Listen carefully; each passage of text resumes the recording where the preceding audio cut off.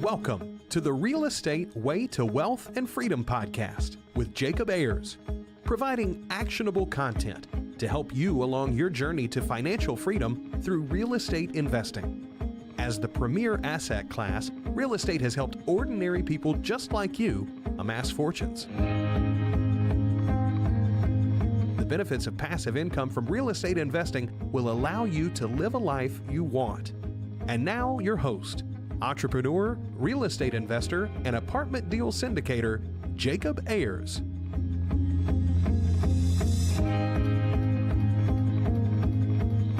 Hi, and welcome to the Real Estate Way to Wealth and Freedom podcast, episode 200. Hi, I'm your host, Jacob Ayers. Thanks so much for tuning in to this week's episode. I'm so glad you're here. Today, we have a really special guest, and his name is Cliff Hayden. Cliff is a real estate investor and founder of ShowMeTheRental.com, an online software that automates the most difficult part of property management, finding and screening qualified leads. Now, after quitting his day job to pursue real estate investing as a career, Cliff grew tired of the hundreds of calls and emails of unqualified leads just to find out that one good renter. He was tired of managing showings and following up with people. He was struggling to find time for his family, as I'm sure you guys can all relate to. So he decided he needed to find a better way to do all of this. And when he couldn't find a better way, he built it. So today I'm excited to talk with Cliff about this Show Me the Rental software and just the ins and outs that Cliff has seen in his days of managing his own rentals. Today, I welcome on the show, Cliff Hayden. Hey, Cliff, thanks so much for joining us. Jacob, I'm excited to be here. I appreciate the opportunity. I love it. Well, Cliff, hey, first off, can you tell us a little bit about yourself, kind of how you got started in the world of real estate investing and just your background up to this point? Yeah, so a little bit about myself. I am married with 5 beautiful children. I am lucky enough now to have a freedom of a job where I can get home by 3 o'clock every day and get my kids off the bus and help them with homework because the 3 little ones are still in middle school, so I can do their homework pretty easy. The older ones I cannot. That sounds harder than managing rentals. It's actually, you know what? It's actually fun. I actually enjoy it. My little 5-year-old Cooper, he's learned how to read right now, and it's fun to get in there and help him. It's a pretty cool experience. Yeah, that's awesome. Well, Cliff, how did you get started in the world of real estate investing to begin with? So I guess what sparked my interest is my brother-in-law, and I'm going to name drop him, Kevin Cuccinelli, and my sister Tara were in Iraq. And when they came back from the war, when we visited with them, he was reading a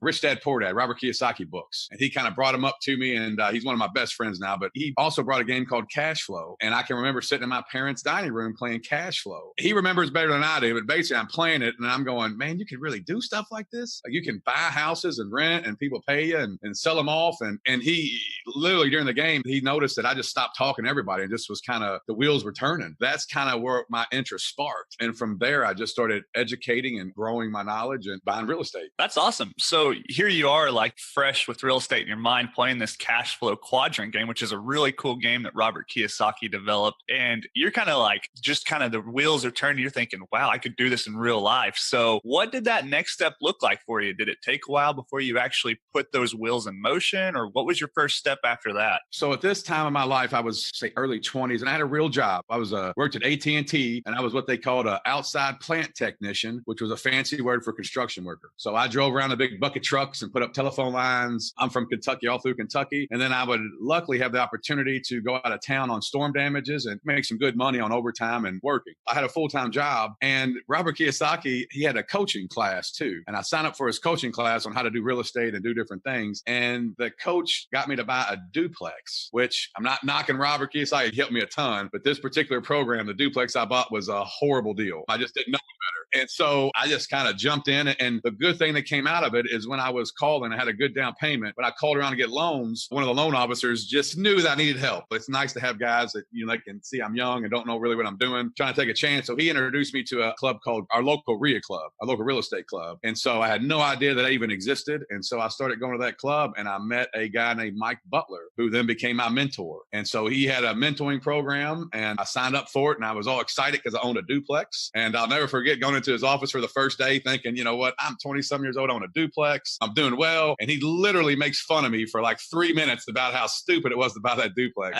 It just crushed my dreams. And I don't know if anyone knows Mike. He's been around for a while, but that's just his personality. But he got me thinking. He was a friend of the family, come to find out down the road that my dad coached him in football. And anyway, Louisville's kind of know a lot of people if you're from a certain area. And so he kind of took me under, so he took me under his wing. I started doing deals from there while working a full-time job. Awesome. Now let's talk about that duplex. What made it a bad deal? Was it that particular property? Was it the asset type? What was it that you didn't like about it? What was it that wasn't working? For me personally, everybody that gets in this business, there's certain things you like and don't like. And my business is now built around my lifestyle. What do I want my life to be? Not so much how much money. And so what the problem was, it was in not a nice area. The numbers on paper made sense. And if you've done this long enough, numbers make sense a lot. But there's also what numbers don't tell you, which is the management intensive properties. So different areas, different type of properties, you have a lot more management than you do on other ones. So this particular duplex, I did not know how to manage. It wasn't in a great part of town. So it could have became a little Holiday Inn because I was over there all the time. Somebody called, I jumped. I didn't know what I was doing as far as management goes. So I was just like, oh, there's a problem. Let's go fix it. Not training my tenants that you're an adult. You can start taking care of some of your own problems. I didn't know any better. So I just went over there and did it all. Cut the grass, weed eated, painted. They had any kind of little issue. I remember it was so bad. The lady wanted to clean behind her fridge. So I went over there and moved her fridge out for her. But she could move behind her fridge and just didn't know. And so just all the time wasted on just silly stuff. And so, but it did get me in the game and it got me hooked up with our local RIA club and it got me some mentoring and I got networking around some great group of guys and just kind of started building and growing from there. Yeah. And one thing I really want to pull out here, Cliff, is doing that first deal for you wasn't a home run, right? It wasn't maybe even a great deal, but no matter what, that first deal you do, you're going to learn so much from, right? There's just so much you can read and learn in books and forums and networking events and things until you actually buy that first deal, do that first deal. There's only so much you can learn in theory and on paper and in talking with people until you really put those wheels in motion. You don't really know what you don't know. It's exactly right. So with this property, you kind of realized that, hey, it looked good on paper. The numbers looked good, but it was that management piece that was a little intensive for you, huh? And that's kind of what broke the deal or made the deal not so great, it sounds. Yes. I had high turnover, so I really wasn't making any money. It's just silly stuff I didn't know at the time. The meters weren't separated. So there was just one LG&E bill. The water meters weren't separated. So there was one water bill. So you couldn't really split it. So you added into the rent. Well, they're jacking up, they don't care. They're jacking up the heat, jacking up the air. I mean, all kinds of things that you just didn't know when I first started because I didn't have the education or the mentor or help. And so the good thing was I had a job. So when I first started in real estate, the rentals were basically a retirement fund. I didn't need them to live on. I had a job that put food on the table and provided for us. Yeah, sure. So, well, you made it through this first duplex, it sounds. So what was next for you? A lot of lessons learned there. And did you take anything away from that first deal into your next one? I don't like duplexes. That's what I took away.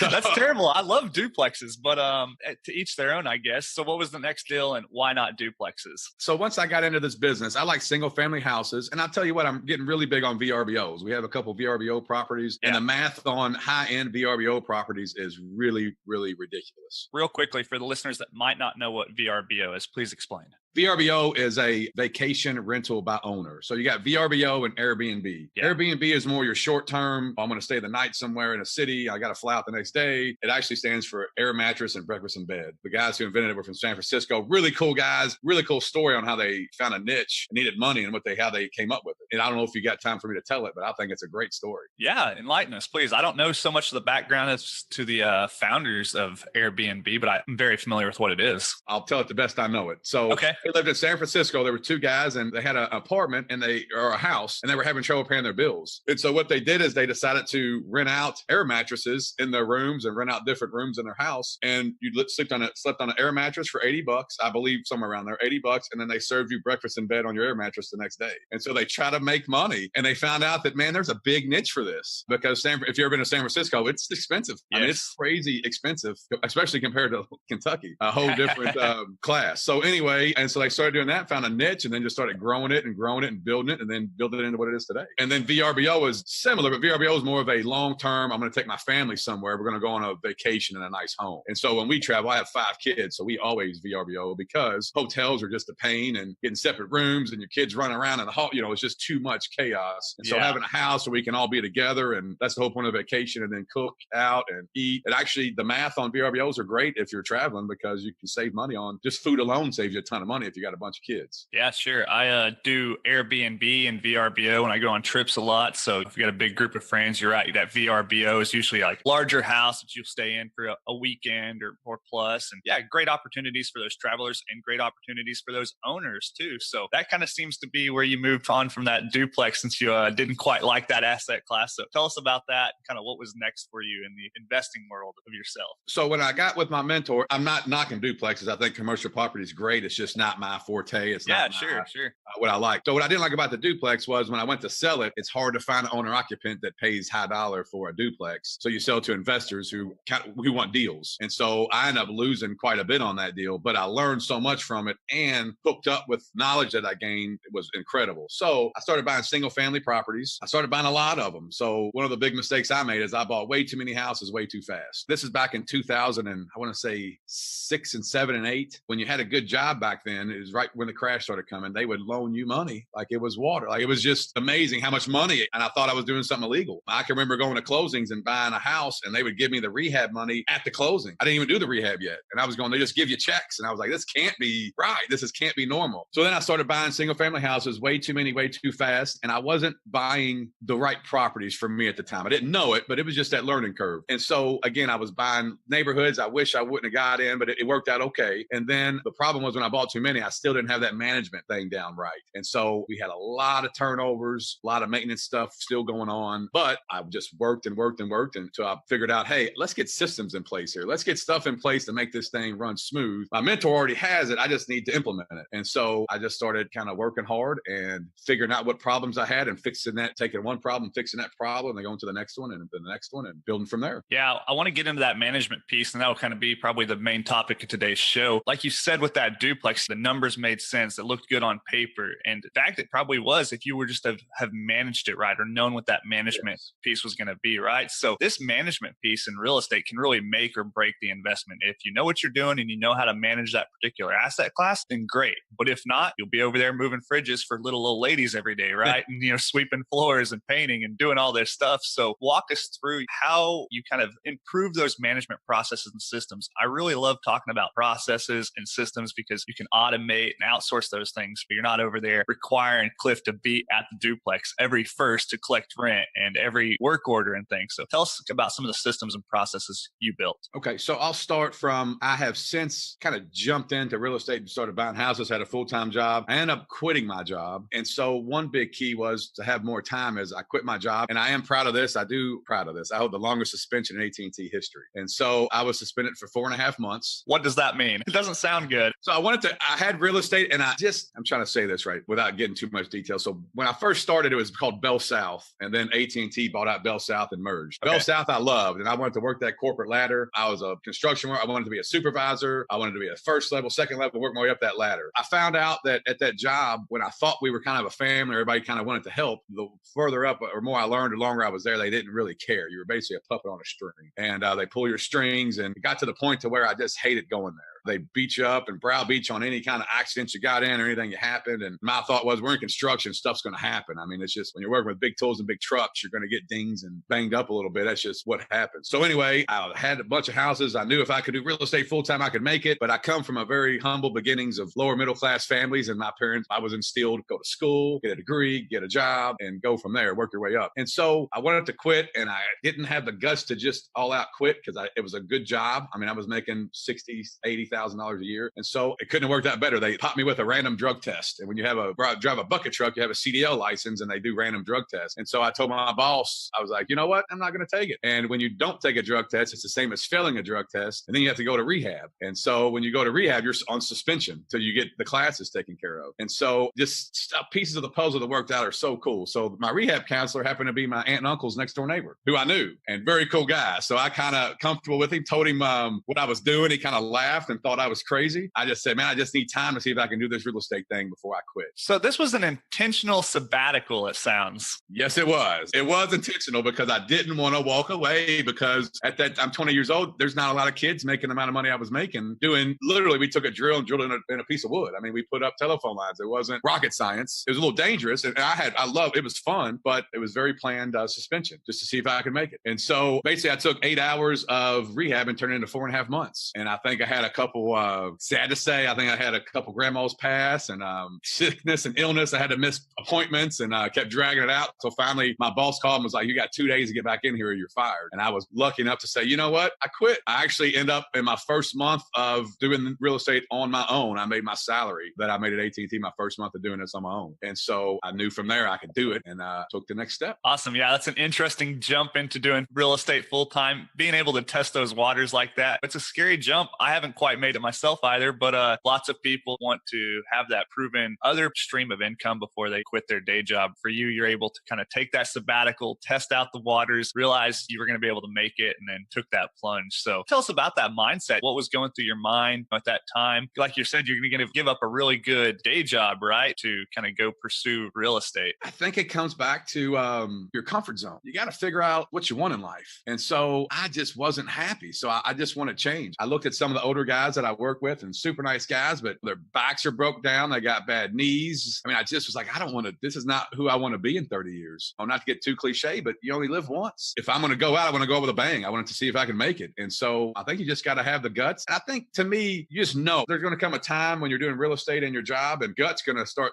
For me, my gut just started saying, you know what, this is the direction I want to head in. And you just got to listen and hopefully you listen and go from there. Yeah, awesome. So here you are in about the pre-2008 timeframe, buying all these houses. How does that pan out for you? And tell us kind of about that process there. So what I did when I quit my job, just timing. So I ended up becoming a foreclosure buyer's agent and did not understand what that was, but just I was there at the time the market crashed. So if you were a buyer's agent and a foreclosure and that crashed, you could make some serious money. And so I became an agent. The problem when I quit my job, stuff you don't foresee is when you quit your job, guess what? They don't give you loans anymore because you don't have a job. When you're self-employed, you had to wait 2 years. So I stopped buying houses for 2 years, which in hindsight was a blessing because I was digging a deep hole with debt and leveraging myself pretty hard because I had that job. And it worked out great that I stopped buying. And so I started building up cash and started becoming a buyer's agent. I loved doing that. It was something new and I worked and I put in a lot of hours at the sacrifice of my family, which we can talk about later. I'll bring that up on how I do things now. And then also I found niches. So what I did is I would listen to what was going on in the market and I would say, okay, I can do that or I can do this. And so one of the big niches at that time frame was a lot of foreclosure agents. The banks needed contractors to fix up houses because they've never seen a crash like this. In our town, thousands of empty houses and people would just leave and they would leave and turn off the electric. Basements would flood. I mean, everything would just go bad. Basements would flood.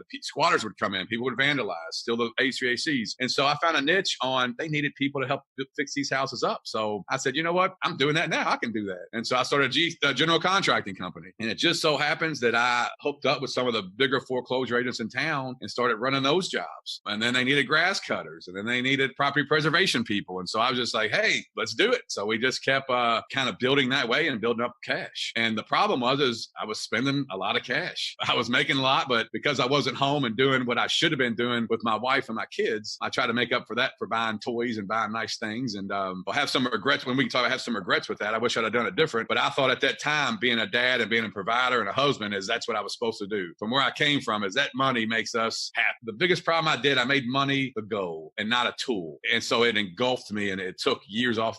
3 or 4 years, I don't even remember because all I did was work and just grind and hustle. I don't have a lot to show for it besides the unhappy wife, which I've been spending the last 5 or 6 years getting that back together. Yeah. Well, something you mentioned earlier in the show, I jotted down here is you built the business around the lifestyle you wanted. And I think that's really important and one of the huge benefits that real estate offers. So let's get into that a little bit. And what do you mean by that? And what are you doing now that you're able to live the lifestyle you want with the business you've built? So once I got to a certain financial point, I thought new guys, I'm trying to think back when I was new, if I just get here, I'll be happy. If I just get this much money, I'll be okay. But it never stops. It's always the next step, the next level, the next spot. So what I learned was my life is not what I want it to be. We got money. We got a nice house. The kids got a lot of toys, but nobody's happy. I would come home for dinner. And when I would come home at night, I wasn't really present because I had 50 things going on. So I'll tell you how this got started. I was sitting at the dinner table several nights nights and my phone would ring. I get text messages, I get emails, and I'm always talking while we're supposed to be having family dinner. And my wife is just livid. I tell this story several times. If you remember Superman, when his eyes got real red and shot lasers out, that's what she would do. And it caused problems. And we were both arguing back and forth as, you need to be a good father. You need to stay home, be with the kids. And I'm going, you see this house? Do you see this food? It doesn't make it put itself on the table. And so we're going back and forth, nothing productive. And I'm going, this has got to stop. Like, this is not what I got in this business to do. This is horrible. And so what I found myself doing as far as the rental houses go, we would have 3 or 4 empty rental houses, and it's nonstop phone calls, nonstop emails, just talking to the same person over and over. It's a 3-bedroom, 2-bath.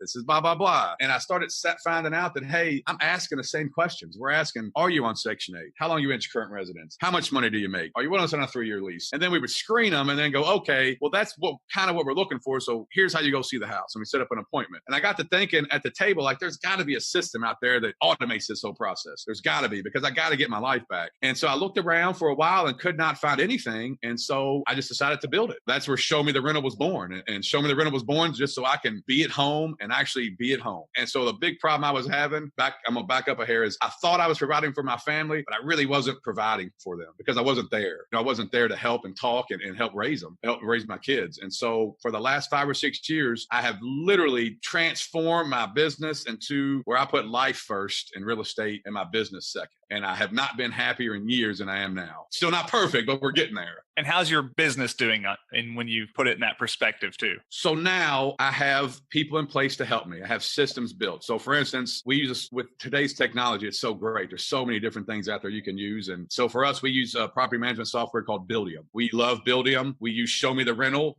when you get a house on the market, we put it on Show Me the Rental. It advertises, generates leads, pre-screen the leads, and automates the showings all at a click of a button. So what we do is I have a property manager named Gary. He's been with me. He actually started as a maintenance guy and has worked his way up. And he's been with me now for around 11 years, 12 years. And I help him buy houses and fix them up, and very trustworthy, honest guy. And he takes care of all the crap I don't like to do. So one of the big things I did in my business to kind of get me over the hump is there was a guy named Bob Steele from Baltimore. He's a friend of a friend. And I remember sitting with him on lunch, and he seemed so happy and had his stuff together. And so I said, what do you do to make it? And he goes, I literally took a piece of paper, drew a line through it, and wrote on there what I like to do and what I don't like to do. I ripped it in half, and I went out and found somebody that did what I don't like to do. He said, my whole life and business transformed. And so that's what I did. And so Gary runs all the stuff I don't like to do. I don't like to run applications. I don't like to do lease agreements. I don't like to talk to tenants. He handles all that. What I like to do is collect rent. I like to watch my bank accounts and I'm basically involved with all the money. Anything that has to do with money in my business, I'm involved in it. Gary handles all the other stuff I don't like to handle. I have 2 other VAs that work with me, just stay-at-home moms, and they work at nights. And basically what we do is I don't like sending 7-day letters out, and I don't like doing evictions or collections. So one of my VAs, that's all she does. She handles that part of it. She also does very smart. She's a lot smarter than me, thankfully. We have projects that I want to work on. For instance, property taxes, putting a system together for that, we appeal our property taxes. So we have different projects, and I tell her what I want, and then she puts all that together for me because I don't like doing that. What I like doing is this right here, Jacob. I like podcasts. I like pitching things. I like traveling with my family. And so I spend all my time doing that stuff that I like to do, which is very fun. Yeah, sure. Cliff, you and I would not make very good business partners because we enjoy the same things, right? We wouldn't complement our strengths very well. So you and I would just both be wanting to do podcasts and buy properties, and our taxes would fall to the wayside, right? So yeah, that's awesome. I think it's really important to build that business around the lifestyle because that's what you're doing this for, right? You're out here buying real estate and investing in real estate so that you can live the life you want. And if it's consuming your life, then what's the point? Just stay at your AT&T job, make it home every night for dinner, right? Yeah, and there's nothing wrong with that, by the way. I could have stayed there, worked for 30 years, retired a millionaire if I put away money in my 401k, and there's nothing wrong with that at all. I just wanted something different. In my mind, I wanted a different path. Yeah, sure. So I can really, really sympathize with where you're at with that property management headache because my very first failure as an investor was I just leased to the very first person that came to me with no criteria in mind, right? And you know how that goes. I've done that. I did that operated like that for years because I had so much stuff going on. I didn't have time, and it was just like another fire that I just wanted to put out. That was the biggest problem we had in management was I'm running a general contracting company, grass cutting. I'm an agent. I got so many things going on on, when I had an empty rental house, it's kind of like a bank. If you kind of fogged up a mirror and you had money in the bank, I would rent to you. Well, it bit me in the ass because 6 months down the road, I'm filing an eviction, or when they leave the turnover, they trash the house, and I'm spending $4,000 or $5,000 fixing it back up. And I'm going, oh my God, this has got to stop. This is horrible. Like, this is not a good business plan. You're not going to make it. Thank God I had that other income to offset that, because I was really losing on the rental side because I was not doing a good job. And so the big epiphany I had too was I looked through my portfolio, and I had just about a dozen, a little over a dozen properties that were the headache houses. And I was like, you know what? If I want this lifestyle, I got to get rid of these headaches. And so what I did, the market started coming back around. So as soon as these rentals started becoming empty, I fixed them up and sold them for top dollar. And so now my new goals are to get out of debt. So I'm a Dave Ramsey fan. I like to get out of debt. You don't have a lot of worries if you don't have a lot of debt, and you don't need a lot of money if you don't have a lot of debt. And so I started, my new motto is I own just, a few dozen houses, but they're all A and B quality houses. They're all my cookie cutters are 3-bedroom, 2-bath with a basement and a garage.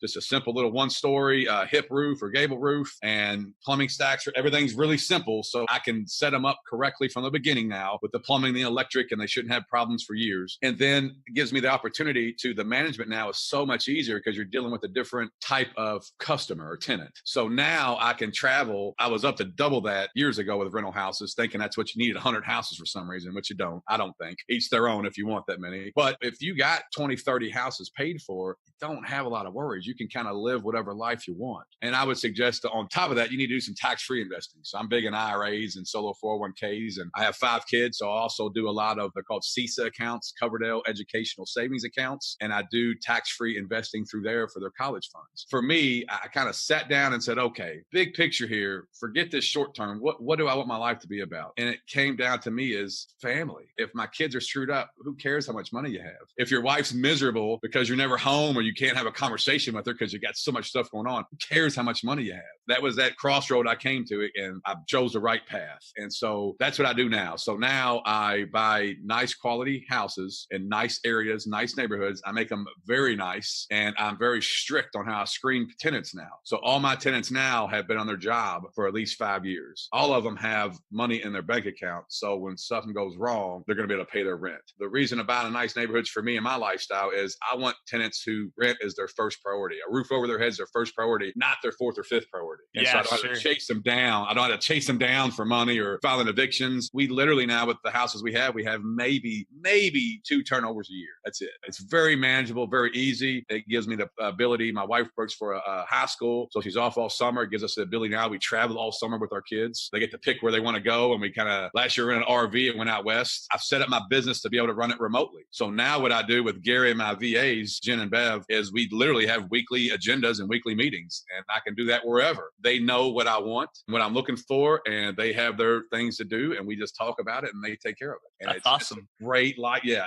I'm very blessed. I'm still not perfect. Don't get me wrong. My wife still gives me that look from time to time, the Superman look, but we're getting a lot better. Yeah. Well, hey, Cliff, for the people who are listening to this show and thinking, man, I'd really love to improve my processes on management and screening and placing tenants and decreasing my turnover, what kind of actionable tips would you have for those people? What are some real easy, low-hanging fruit that you were able to implement quickly in your own portfolio? What worked for you? What are some common mistakes? Kind of give us some actionable kind of advice there, if you will. I would say, first off, you need a plan, figure out what you want to do. And second, you need to get education. You need to network. You need to see what other people are doing. And for me, it was, you need to find out who you are and figure out what you like and don't like to do. And so what I implement, I love technology. So I implement, of course, I'm partial to it, Show Me the Rental. It takes care of every advertising and the automation of getting qualified leads into the houses so I don't have to talk to them. We literally Gary doesn't talk to a potential tenant anymore until after they fill out the application and we have some questions about their app and getting documents in on top of their app. That saves us a ton of time. We use Buildium as a property management software it's online to collect our rents, do online leases. We don't have to physically do a lease anymore at the office. We just do it online. Maintenance now is done online and we email it out to our vendors, our contractors. And then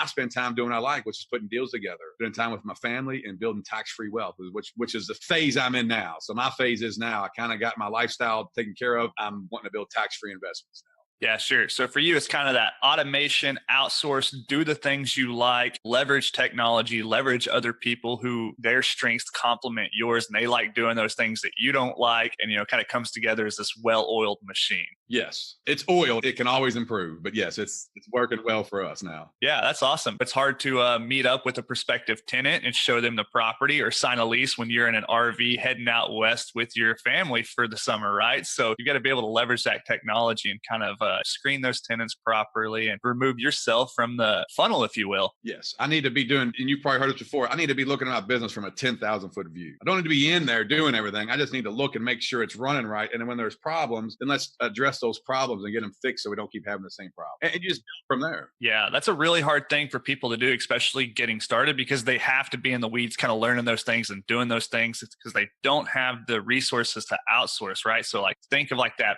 25-year-old who just bought that first property or that 25-year-old Cliff, right, who has that duplex. It's hard to kind of come up, look at that 10,000 foot view and think like, hey, I need to be directing these people that I don't have or these resources I don't have, right? So that's a really hard phase for a lot of people to kind of hold themselves up and get out of that. And I just thought of a story, if you don't mind me telling. So Please. When I first started, I did a lot of work myself. So the first houses I bought, I was over there demoing, I was over there painting, everything I could do. One of my first plumbers that I used, I met at AT&T. He was working in the bathroom at AT&T. He would help me. He said, sure. So I went over there and I grunted for a plumber for a year and a half. Literally, we would work on jobs together. He became a real good friend of mine. I actually helped him start up his own plumbing company, which I'm proud of, and he does very well today. I didn't even know what a vent was. I thought a vent was what was on like a register on the wall. I didn't realize plumbing drain lines had vents going out the roof. I had no idea. So he kind of showed me, I would say get in there and get dirty. I agree. And just not to know how to do it all, but just understand how houses work and what issues are. So for us now, one of the big things we do that I wish I'd have done when I was younger is we replace all the water lines now with PEX. And we run them with almost like a home run line. There's no shortcut, so there's no chance of a pipe busting. We run very long runs, and then we redo all the drain lines. And we set everything up nice and clean. We get rid of, a tip I would suggest for new people, we get rid of gas water heaters. We use electric now because electric doesn't have vents. You don't have a vent in your roof, which will cause a leak eventually because plumbing boots always leak. We use 90% furnaces, and we go out the house because we don't want a vent in the roof that's going to leak. And so we kind of set our houses up differently from learning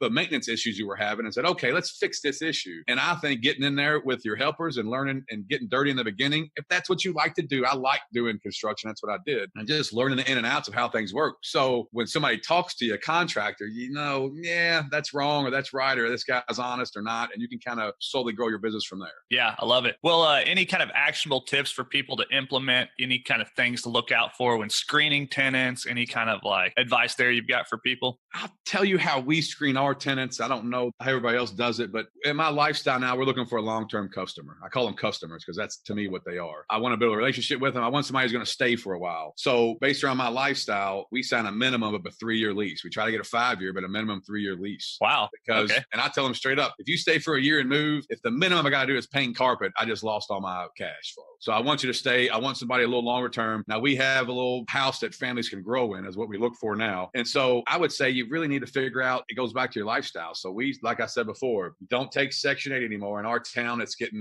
very complicated and inspections for those have been getting out of control. So we stopped doing that. So that's our number one question. Are you on Section 8? That screens out 60% of our leads. We also do how long you've been on your current job. So in this business, you want somebody who has responsibility and can hold a job. Because if they're moving get a new job every 2 years, something's going on. So we also want to know how much money you have in the bank because we want to know, are you responsible enough to have an emergency fund? Something, so if something goes bad, you're not going to sit there and go, oh my God, what do I do now? And that's what we want to see. And if that gets them into the house, and then from there, we're going to verify their information. Once we verify it and talk to them for a while, you just get a good feeling. And usually the people who get you the information fast, the responsible ones that you want to look at, if they're dragging their feet, it takes them 4 or 5 days or a week to get you information, you're going to have problems down the road on the telltale sign of are they going to pay the rent on time.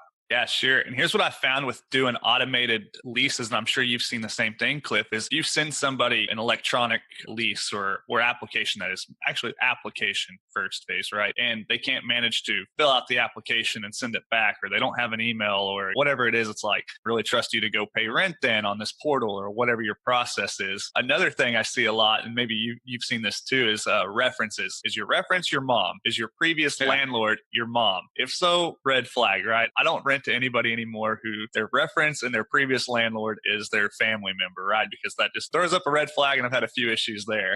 Yeah, for sure. You need to get with somebody in your town that knows what they're doing. There's a lot of older guys out there, and you take them out to lunch, man, they'll tell you a lot of stuff and kind of help you figure out what you want to do in real estate. Yeah, sure. Well, Cliff, what are your next goals? What's the next phase look like for you? What do you want to do? How do you want your real estate to kind of play into your life? Talk us through, what's next for you. So my next goal, I call it the 15, 800, and 15. So what that means is I have 3 different kind of areas of business I'm growing. So I want to be debt free and have cash flow coming in at $15,000 a month to pay for my lifestyle. The 800 is I have 5 kids in CISA accounts. Each kid, if on college, is going to be roughly about $40,000 a year. So that's roughly $800,000 it's going to cost for college. If you pay that after taxes, it's about $1.4 million.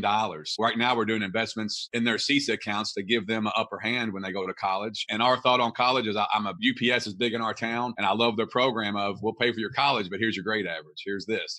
I'm going to give you this money, but you're going to earn it, work for it. And then the other 15 is $15,000 a month in tax-free accounts. So I have an IRA and a solo 401k I just started, and I want to be able to have $15,000 a month tax-free coming in when I retire. Cool. I like how you just kind of did that 15, 815 rule. Like it means something to you. It's not necessarily a rule of thumb, or it's not a rule that's going to apply to myself, right? But I like how you've kind of tailored it to yourself and it kind of resonates with you. Cool. I like that. Awesome. Well, Cliff, hey, as we're wrapping up here, we've got a lightning round, just a series of questions we ask every one of our guests. Are you up for it? Let's do it. All right. The first question is, what was your biggest hurdle getting started investing in real estate? And then what did you do to overcome that? Biggest hurdle was just the fear of the unknown. I think that's when you start out, you're just like, does this stuff really work? Am I going to be able to do it? That was my biggest fear. It is very uncomfortable to get out of your comfort zone and do something you're scared about. And so my motto is kind of like Nike is eventually you just got to do it. I tell everybody it's not going to work out perfect. And if it did, everybody would do it. If it was easy, everybody would be doing this. It does take a lot of discipline and persistence. And my motto is you can't fail if you don't quit. So just stick with it and stay with it. The good thing about real estate is time fixes everything. So if you buy something wrong over the long haul, it's going to work itself out. If the cash flow doesn't work right, it's going to keep going up till it does. It's going to pay down. So if you stick with it, it's a great investment. So just do it. We just got to jump in and go. I love it. Well, do you have a personal habit that contributes to your success? So I would say that's a good question. So what I kind of do is kind of cliche. I'm the golden rule. So I treat people how I want to be treated. I'm very high in integrity. I work hard. I never forget where I come from. And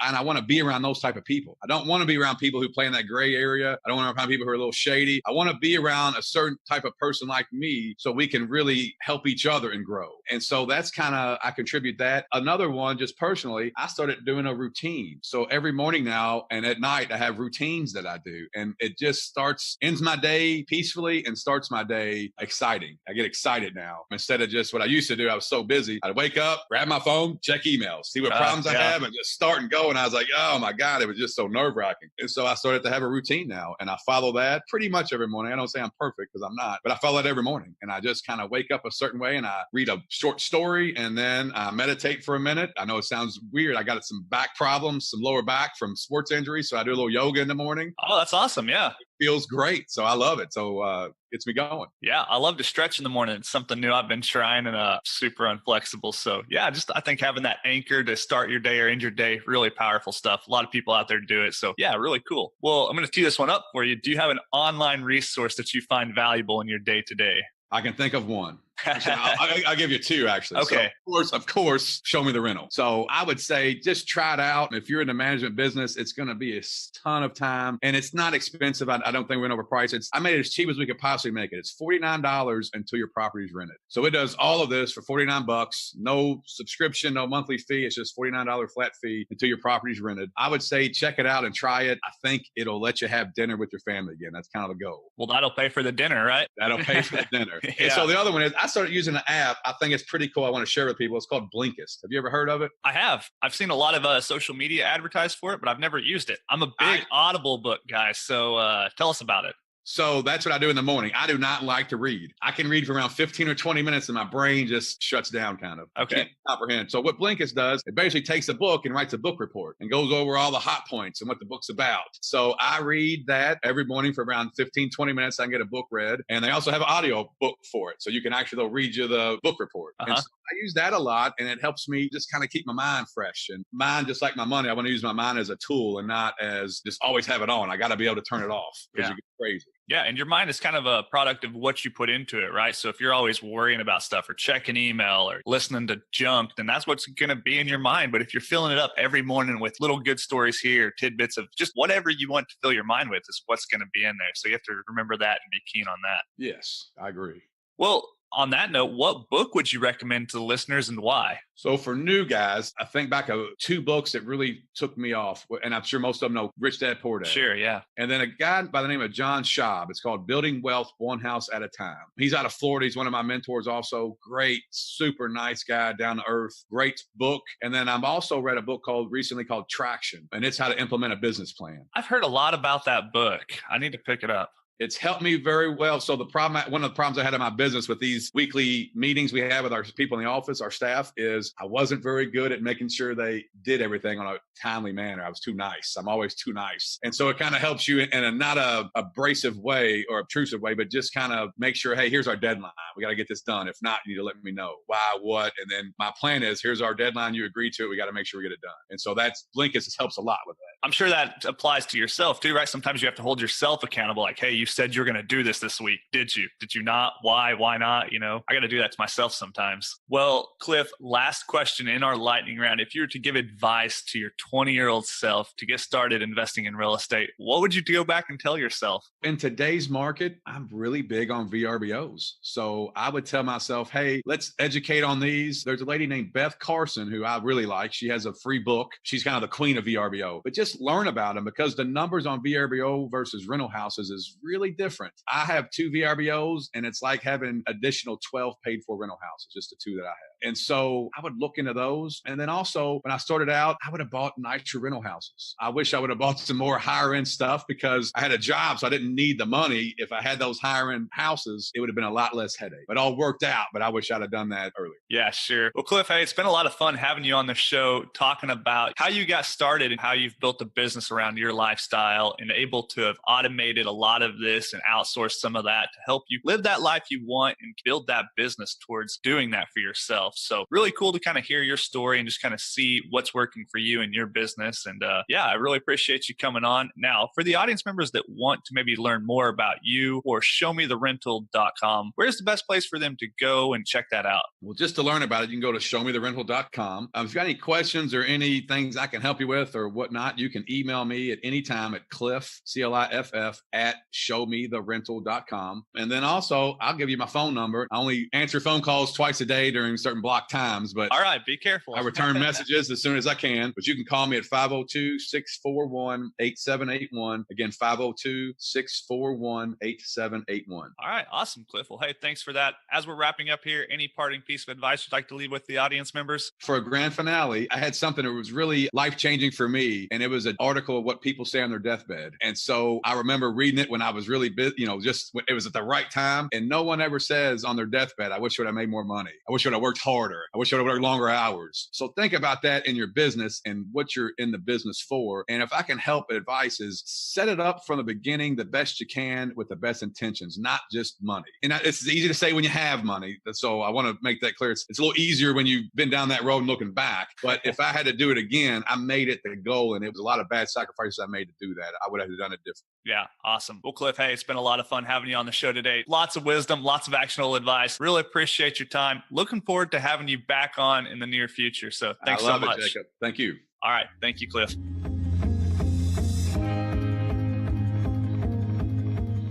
All right, that wraps up our interview with our guest, Cliff Hayden. Hey, I hope you got a ton of value from today's episode with Cliff. As you can tell, he has some really unique perspectives on real estate, from his perspective on debt to certain asset classes like those type A, single-family, low-maintenance houses. So that's the beautiful thing about real estate investing, is there are so many ways to do it. Cliff has found a way to make it work for him. Now, what I really like about Cliff and his story and his journey is his perspective on building a business around his lifestyle and not building a life around his business. So I think that's a really important takeaway from today's conversation. If you'd like to learn more about showmetherental.com, you can find a special link in the show notes that will give you a discount. We didn't mention that on the episode, but Cliff was kind enough to share that with us. So if you'd like to check that out, once again, check that out in the show notes. Well, for more information, resources, and to connect with me, you can visit www.jacobayers.com. Till next week, engineer the lifestyle you want.